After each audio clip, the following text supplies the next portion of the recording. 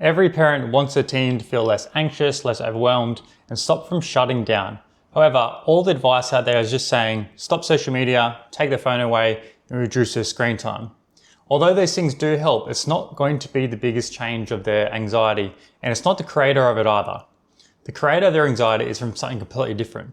But the way that we're going to make sure we reduce this anxiety and start doing all these amazing things to create a positive mindset for them are going to come from something else. A method that I've been using for the last couple of years to make sure our teenagers are again getting the most out of their mental and physical health at the same time. And it doesn't matter if they're using the screen all the time or not at all. My name is Jordan. I've coached thousands of teenagers over the last couple of years, and throughout this time, I've worked out how to reduce anxiety, depression, and negative thoughts, along with improving their physical health and their emotional health all at the same time.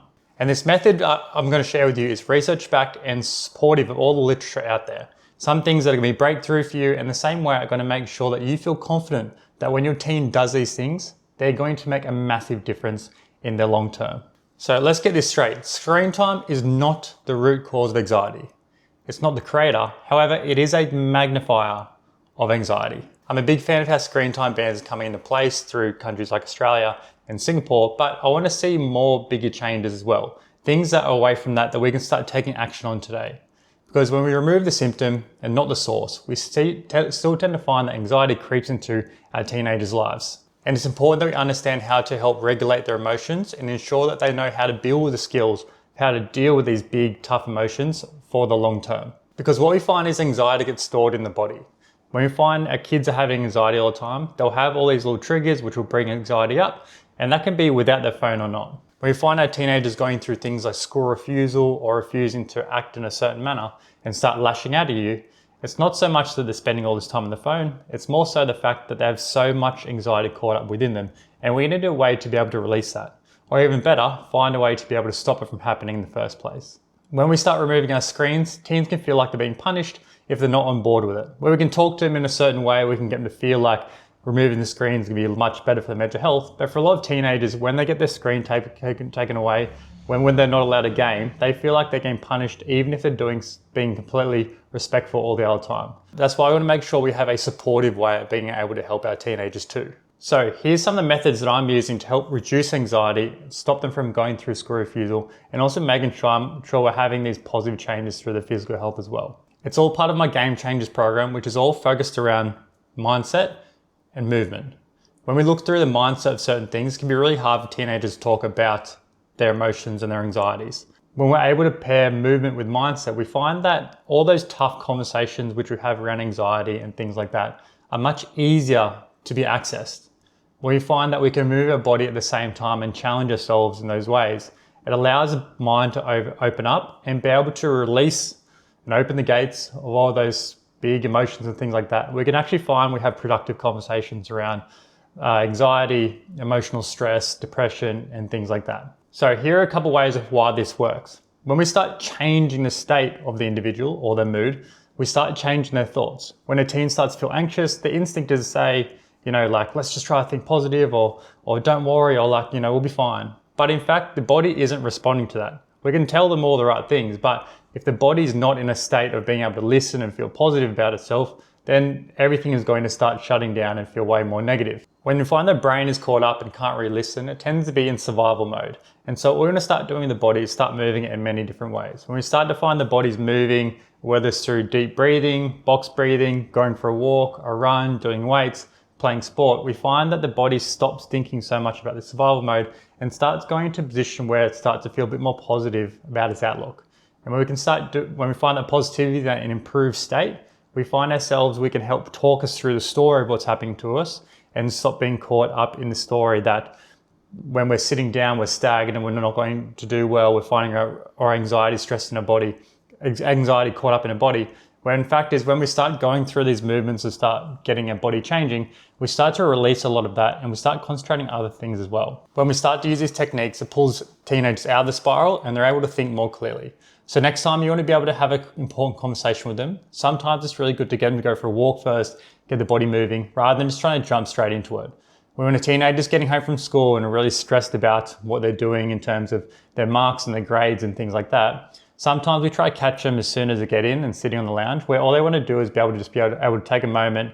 But as soon as we can get them moving again, then we can start engaging those conversations. Another big part of what we do is being able to label the feeling, not the fear. When we find ourselves being caught up in like thinking about all the possibilities of how life is going to be ruined if we don't do this thing, teenagers feel that all the time. Although you may have a better understanding of your emotions, it's generally because you're an adult and your brain is wired over many more decades than a teenager is.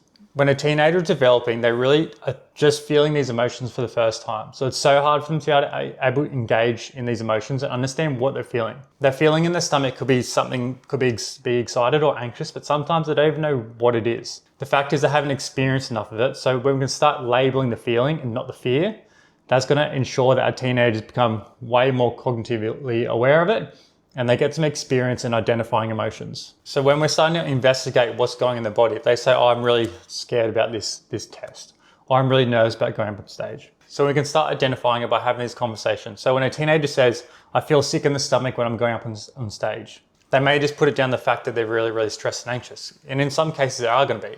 But it's also important to say, yeah, like you can feel anxious, of course, or you must feel anxious, but do you also feel excited too? And they go, yeah, maybe I do feel a bit of both. When we start identifying it, they can start breaking down what I'm actually feeling and what we can start leaning more towards. Now, a big part of why I like this method is because when I started training teenagers in the first place, I didn't exactly expect to jump straight into the emotions and things like that.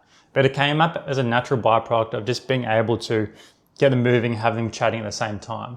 And I found that when we're starting to talk about things when it comes to like confidence and building resilience and things like that, it can be really hard to have these conversations and make sense in their mind when we're just talking about it. But when we started lifting weights or going for a run and things like that, it helped them to understand that this is kind of the same thing as dealing with emotions. It's the fact that when we're dealing with emotions, we are constantly being stressed by it. In the same way, when we're lifting a weight, for example, we're constantly stressing our body in the same way. Whether it's going for a run or something like that, our body and our heart rate is feeling heightened, in a heightened state of stress. And we can talk ourselves through this. We can understand that for a lot of the time, this anxiety can be the same thing. It may not be anxiety in the first place. It could be just a general stress we don't know how to handle. So what I want our teenagers to be able to understand is that when it comes to being able to deal with this anxiety, it's like sometimes it's not even just the emotions. It's not the anxiety. It's just the emotions that are coming up in general. And we can understand that there are certain periods of our life, for example, when an exam is coming up, or we have a big game, or we have a big recital, these emotions are going to come up at different heightened states.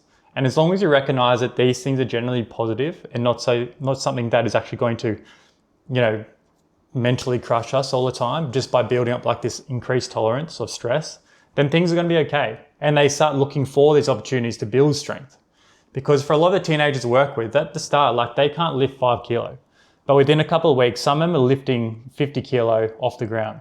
With correct technique, that is. But the most important thing is that for a lot of the time, they have this belief that they can't handle that stress. But as soon as we start loading the stress more and more as time goes on, then they get way more stronger and they start feeling way better about it. And so the same thing happens with the teenagers when it comes to emotions and stress like that, the anxiety. So the reason why I like this working better than just screen limits is because when we can start teaching them how to regulate with the body, then that means that they can handle it along the way and they can catch themselves before they have these big kind of blow-ups and things like that. Because they can bounce back from these setbacks quicker. They learn how to look after these meltdowns as they occur. They can have better conversations because they don't get so wound up in their emotions. And they don't avoid their challenges. One of the biggest things teenagers do is avoid challenges because they feel like if I go into a situation and I'm going to get really stressed and I'm going to fail. But when you learn how to do exercise and say you don't get the exact time you did in your running race, or you don't lift the weight as heavy as you'd like to, it's not like it's that failed, like that's me done. It's like I'm going to build for next time. I'm going to get stronger because of this. So this is why I love the act of being able to do mindset and move in the same place, because I think it makes a huge difference in the way that the physiological and the psychological development takes place. A good example of this is a couple of teenagers I coach, right? So for example, I'm not going to use their names exactly because I don't like to make them all public, but we'll call this guy Isaac. We have a lot of Isaacs. So Isaac is this type of kid who was working was at school, ADHD, really struggling with the way that he was being able to kind of adapt to school and things like that. He felt like it was different. He didn't want to take his medication because that meant he had a problem. And it was something that was really causing him a lot of emotional stress. And what was happening is that this stress was leading into other things like he liked to do. For example, playing rugby league. He loved playing rugby league, but the fact is that his confidence was so rocked from school because he didn't know how to handle his stress and emotions that was bleeding to everything in his life.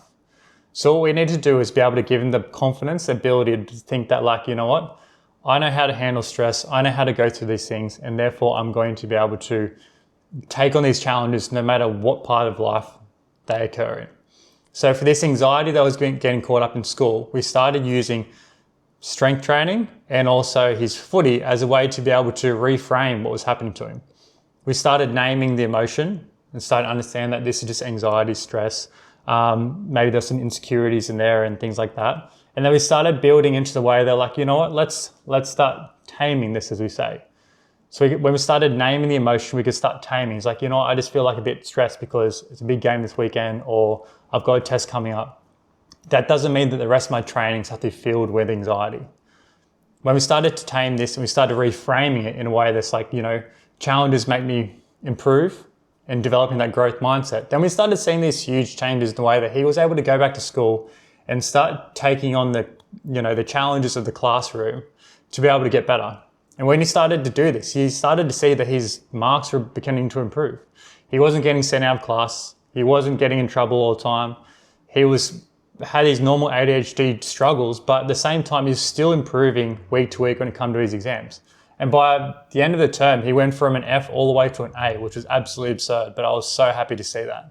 So these kind of things can all happen through the right process and making sure that our teenagers build this tolerance slowly to become better understanding of their anxieties.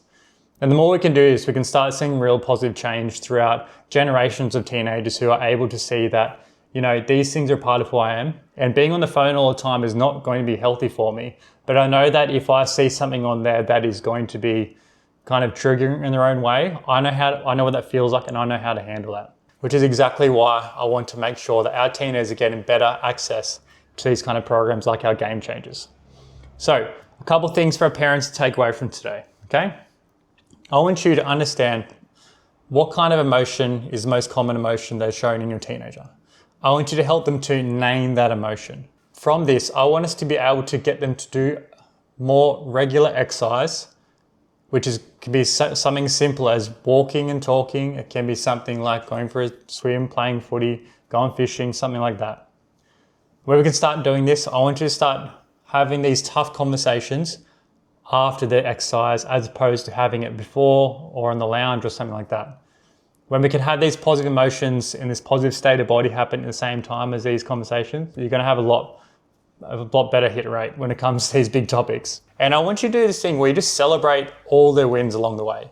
To keep them in the positive state all the time and less so in the anxiety state, I want you to be celebrating every little win as much as you can.